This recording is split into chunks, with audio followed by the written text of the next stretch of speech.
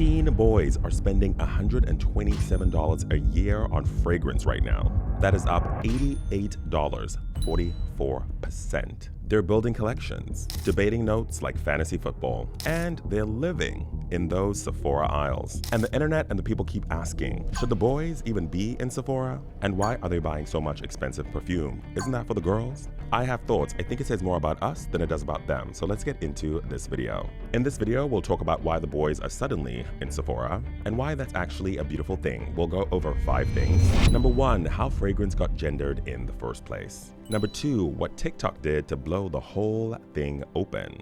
3, how the stores saw it coming and rolled out the red carpet for the boys. 4, whether there's anything we should worry about the boys being in the aisles of Sephora. And then 5, I'll end with my 5 favorite fragrances for a young man that's getting into fragrance. Let's get into it. Because when I was younger, I loved fragrance so much. So I really resonate. My aunt used to work in a department store and she'd bring me back samples. A lot of the times she would give me stuff that was labeled for him. Things like Armani Code, just like the Hugo Boss, the blue one. But sometimes I'd sneak one of the samples that was like the girly ones, they would say, like Product Candy was my jam and Flower Bomb. And I really loved those more, what they would call feminine fragrances. They were softer, they were prettier, they were more interesting to me. And I just truly never understood why we would separate the world like that. Fast forward now, I've gone on brand trips with Chanel to the south of France, with Dior to the south of France. I've worked with Guerlain. I love fragrance, and a lot of those fragrances don't even have for him or for her on them. I think it's really about the smell. So the boys in Sephora, I see you.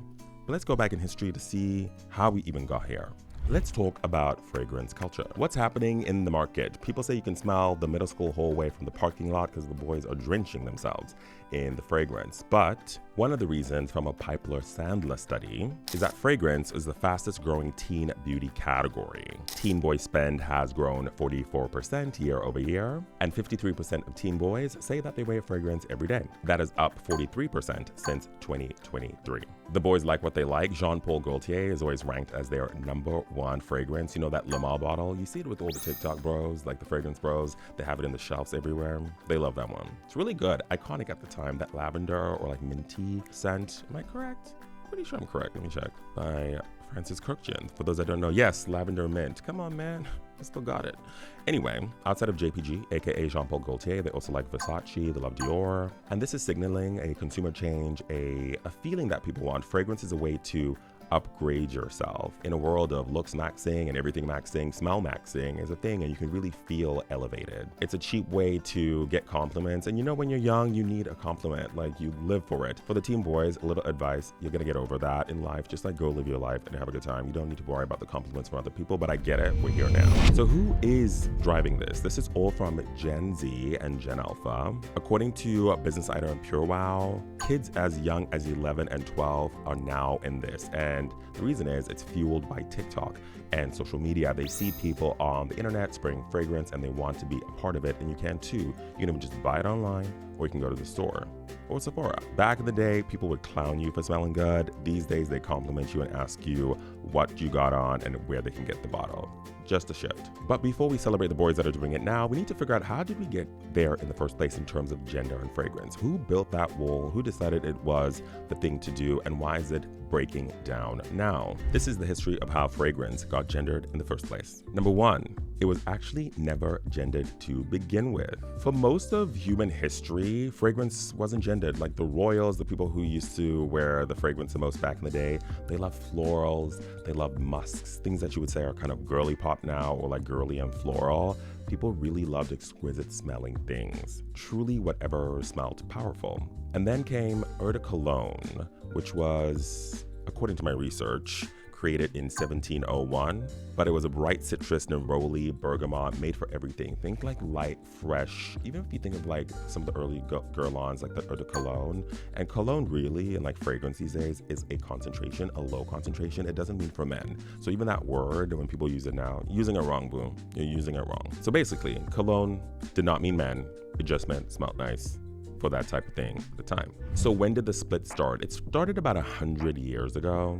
That masculine-feminine divide is a 20th century creation, mostly driven by advertising because people want to sell more, but it's not driven by the formula. It's truly just advertising and the design, something that will appeal to men and then something that will appeal to women, so that we can get more bottles off the shelves and into your homes and you spritzing and buying again.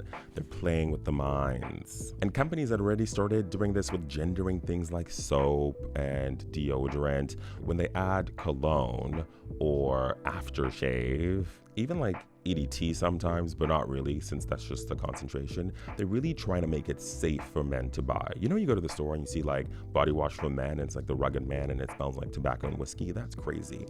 Why wouldn't you want to smell like a gorgeous tuberose? I'm so confused. Don't get got, y'all. So TLDR, they didn't invent something for men. They just invented something that would make men feel comfortable. And I don't know why we need to be making the men feel that comfortable in 2026. Like, we're fine. So then there was the labeling, and then they built these mega campaigns that really showed or tried to express masculinity. A lot of those campaigns felt aggressive. Even sports marketing was included. I'm not a sports person, so like it never really, connected with me. But think like Brute, think Old Spice. What else is in there? Dunhill, right? English leather. It was all about that art of manliness. It's kind of crazy that time, but we're living here now. Brute got boxing legend Henry Cooper, and it was really like a way to sell masculinity as a proxy. Even Axe body spray. Remember those Axe body spray ads all about attracting women, but it was all like hyper masculine and all about dating and sensuality, but like masculine. It was all turned up the dial when it came to that. And basically all of those ads were saying fragrance is okay for men if it's about conquest. Very before the times, because these days I don't think you could get away with that. And then we have the designer era that really locked it all in. Think 70s, 80s designer perfumes. Paco Rabanne Pour Homme, great fragrance. Gucci Pour Homme, it's still on the bottle, also great fragrance. Okay, maybe I'm not so mad at this because that is really good still. Polo by Ralph Lauren. That polo look with the guys, preppy but still like masculine. Hugo Boss #1, according to my research. I don't remember that bottle. It came out just before I was born. But that created the permanent men's aisle in the department store or wherever you were buying fragrance. So for a lot of teen boys or people that are young now, by the time you were born, this now felt natural. So the way you experienced fragrance for the first time was just like, there's just different places and aisles and shelves for men and for women. But it wasn't always like that. But this is what I think it did. That wall, it built shame. Maybe I'm being a bit dramatic, but it made people feel like they could only be one or the other. But the world is so much more fluid because caring about how you smelled was more feminine coded, unless it was about conquest. Then it was branded for boys and men. So as a boy, you're almost taught not to care about yourself in that way, or not to take the energy to make yourself feel like the best version of yourself. You're just supposed to smell good to get the girl. That's why I always tell people, you need to ask yourself, do I actually like it? Don't worry about the label. The label is just there to divert you to spend more money on that or something else. But young people don't listen. The young boys watching this, you do not listen. Youth is wasted on the young. But that wall has slowly been knocked down. And let's get into how that happened. I'm going to talk about 4 things. Number 1, how scent became content. Number 2, smell maxing. Number 3, the creators who drove this. And number 4, the changing economy of fragrance. So number 1, how scent became content. Basically, TikTok shook up all of the world of fragrance. Historically, fragrance was in the big TV campaigns that they used to do, or media campaigns in print or wherever else, and you couldn't really smell it because that was a smell. Even if you had the strip, it wasn't that. Now, people can post content and do it in such a way that feels creative. And on TikTok specifically, you have the ritual. You can go from shopping for the fragrance, you can do the unboxing, you can do the smell test on yourself, you can wear it out in public and ask people what they think, you can do collaborations with other people. That's why we have fragrance talk and perfume talk, which turned something that was public, where you spraying yourself and intimate, into a watchable identity. According to Cento, TikTok reportedly drives 45% of US social media driven fragrance purchases. That's powerful. Also, follow me on TikTok at Sir Candleman. I'm just over 300,000 followers. It's fun over there. Link down below. Number 2, smell maxing. What is smell maxing? It's like the fragrance boy version of looks maxing, where you build a fragrance wardrobe or collection and you use scent as a way to upgrade yourself. Because I sometimes see in those videos young men with like Louis Vuitton. Those are like $300, $400 fragrances, a lot of the niche stuff. And I'm like, wow, y'all really spending money. I didn't have that money back then, but I'm happy you do. Somebody needs to have it. And this idea is really not about a signature scent, it's about the collection and the layering that's happening. Or even if you don't layer, it's about showing people that you have, all of the bottles. It may be a bit too much of conspicuous consumption, but I'll get into that a little bit in the video. And then 3, the creators who drove it. If you go on Perfume Talk, there are a lot of really powerful voices, but there were some voices before that. People like Jeremy Fragrance were like really early pioneers. They were more YouTube. Demi Rawling also, a true OG pioneer. She was YouTube. They also old TikTok now as well, but it had been brewing, but I think we needed the short form to really blow it out. Some of my faves that you should follow: Funmi Monet, her fragrance brand Inflectious comes out in July. You should follow Rock Slay's Official, she's really good. Olivia Olfactory, she's also quite amazing. Jade, follow Jade. Follow Caroline Stern. Also Noel Thomas, amazing. Scent from Evan is great. Fragrance Mont, he's really cool. He has cool energy. The list goes on. Sorry if I didn't mention y'all. I love y'all. And then for the economy of fragrances change, generally you buy a bottle, a 50 ml, 100 ml. We're getting some tiny bottles like 30 mls, which are great for collectors and travel size on the go. You also have the decanters. I'm not a decanter, but people who like split a bottle and then like sell the little ones. I don't even think they're allowed to do that. Let me know. Or they share it with their friends. And then there's the hype beastiness of fragrance. Missing Person Fleur reportedly had a wait list of 200,000 people, which is insane. Also, I'm working on something cool. Be a part of this journey when it comes out. I have a form down below. Just like add your name in there and we'll start a group chat. It's only 100 people group chat, so get in where you fit in. That's my wait list. So basically the boys are online, they have money, they want to spend it, they are maximizing their life. How have the retailers reacted? Sephora just actually launched a campaign called The Boys Are in Sephora, which I thought was really cool because I'm in there. But I always say the fragrances are all the way in the back. You got to fight kind of the girls to get to the end. But apparently it's because, there's a pillage situation in stores, so I understand it. But, Sephora, Ulta, and other retailers have created sections for men, which have always existed, but they also now have discovery sets, which are interesting for guys to try out a few things. So this is like an earlier way to build your fragrance wardrobe. Designer fragrance houses are casting creators in their campaigns. I saw scents from Evan. I think he was in a Jo Malone one. I also saw Noel in a Valentino. Where's my campaign, y'all? Where's my campaign? I want a grown man one. These are the it boys. They've gone from creator reviews to actually being models and ambassadors and like right there in their campaign, which I think is like so cool. Which one would I want to do? Actually, let me know in the comments. What brand do you think I would be great for a campaign for? I'm a little bit more grown. I don't see a lot of black men in there.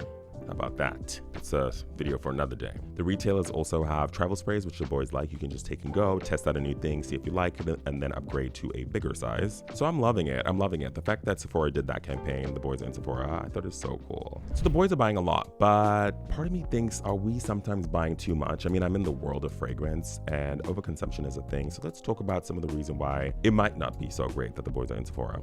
I think there's part of it that like the girls are like, just get out of my way. Like, this is my place. This is my haven. But outside of that, I think there's a few other things. Number one, some of these young men are, Gen Z, Gen Alpha. They're pretty young and spending a lot of money or asking their parents to spend a lot of money. And, $200 is a lot of money for a fragrance, especially if you end up not liking it or if you're just collecting it. So are people spending too much? Let me know in the comments. But it's also a hobby, so it's fine. It's also the question of like marketing to minors. Marketing has rules and regulations about marketing to kids specifically, which I think is under 13 in the United States. I think is the law. Correct me if I'm wrong, but in general, like marketing to people that are highly susceptible, can I speak, to imagery and then having to spend money is a concern. 3, are we creating more anxiety for people? Back in the day, it was about what shoe you had, what fashions you were wearing. Now it's about what fragrance you have. Like, young people have enough going on. Do they need to be worried about what fragrance they have and if they have the hottest new release because they're expensive again? But I guess no one ever asked, like, should you be buying another shoe? So I think it's okay. I personally love buying fragrance and it brings me so much joy. And I think it's about the value of like, is that the thing that you really like? And if so, then do that thing. So that brings me to my verdict. Should the boys be in Sephora? Girls, Get over it. We're here now. I say absolutely yes. It's a way to be expressive. It's a way to try something new. I even think as you go through the aisles, pick up a little tint and moisturizer, get your skin right, a little skincare, maybe something for your hair. And I think fragrance is just a layer, like your clothes that would make you feel really good. And it's a way to boost your self-esteem. The key is not to be addicted to trying to be one of the it boys and it girls and go and just spend all your money. You can even go outside of Sephora and get something niche that is cool and interesting, but you need to be treating it as a journey. And for me, I think it's a great way to feel more comfortable in your skin, try things you haven't tried before, experiment outside of the for men lane, and dip into the other parts. Get you some Chanel, get you some Dior, you know, the women's ones. Because as I said at the beginning of the video, a lot of this was created as a way to shame boys into not wanting to smell good. And I think it's so important that we let people know that they can and should and feel good about taking care of themselves. So boys, get into Sephora, but be respectful in the spaces. So if you're getting started, these are 5 designer fragrances for men that I think every young man and boy should have in their collection, or at least try to have in their collection. Like I mentioned, don't over consume, but they're classics, and I promise you, you'll smell good before you try some of the, you know, kooky, sometimes niche things. Terre classic. Grapefruit, cedar, vetiver. Every man smells really refined. It's a gentleman fragrance. It's young but grown. It has a dryness, not overly sweet, exquisite composition. I still wear it to this day. And you can use it when you're going on interviews, when you're meeting the parents for the first time, if you're dating someone, or if you just want to feel like refined and beautiful. It gives growing up without trying too hard. Number 2, Bleu de Chanel. You know I love Bleu de Chanel all the time. Grapefruit, also vetiver, like smooth and suave, you know? And I think there's some lavender in there. It's very valedictorian. I have my stuff together type energy. It was made by Olivia Polge, the in-house perfumer at Chanel, who I've met a few times, and it has a woody dry down, but it still feels fresh. You can wear it to school, to work. I think it's great for a wedding. Truly, genuinely for anything. It's a designer fragrance you can have for your whole life. 3, Dior Homme. This is for date night. Date night, I think it's a great fragrance. I love it. I loved it growing up, and I still do. Powdery, iris, and wood. So the other ones are refined. This is a little bit more up with the smoothness. I think of this as like the creative, but who's a little bit bold too. There's softness to it, there's a light floralness to it, but still feels very confident. Masculine, but delicate. You can wear it in the winter months because that iris powderiness goes really well, or anytime you want something that makes you feel really expensive. Number 4, YSL Myself. This is such a hit. People love it. I love it. I have all of them. The new one that I love is the EDT Intense. It has warm woods and orange blossom, and then like a salty skin. So it just feels like fresh, confident man who's like out and about on the scene, but still feels like himself, you know? Hence Myself. Oh, love that. Very kind of young, bright, clean energy. And I think this is one you can wear everywhere. You can wear it everywhere, day to night. You can wear it everywhere. And number 5, if you really want to take it up a notch, you wouldn't put it in designer fragrance. This is luxury fragrance. Guerlain Spiritus Double Vanille. Vanilla's having a moment right now, but I want you to like take it up a notch. This is like an incensey, rummy vanilla. It's like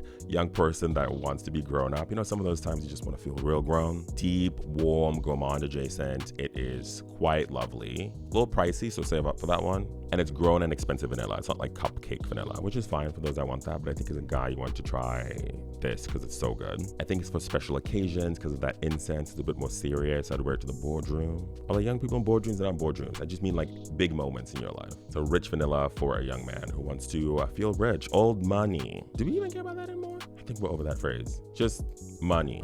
So that's my list. Hope you guys enjoyed this video. Make sure to give it a like, a thumbs up. Please subscribe. We're on the road to 10,000 followers. And yes, so should the boys be in Sephora? Absolutely. How about that?